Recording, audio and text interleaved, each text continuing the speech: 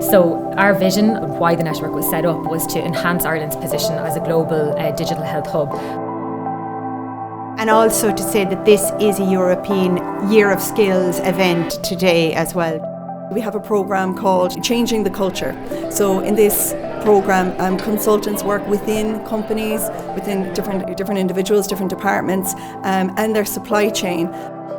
Put you in a really, really strong position, so the more you can get people operating to their optimum, the better.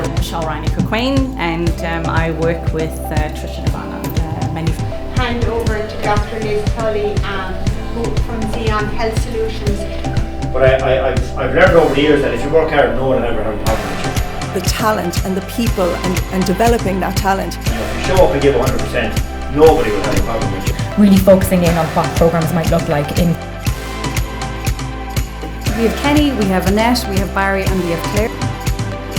This is to try and build a really rounded level 9 programme. And how is your training changing? Growth of 10,000 jobs over the past decade or so. And if people come with the right attitude and everybody shows up and does their best, it's a great environment.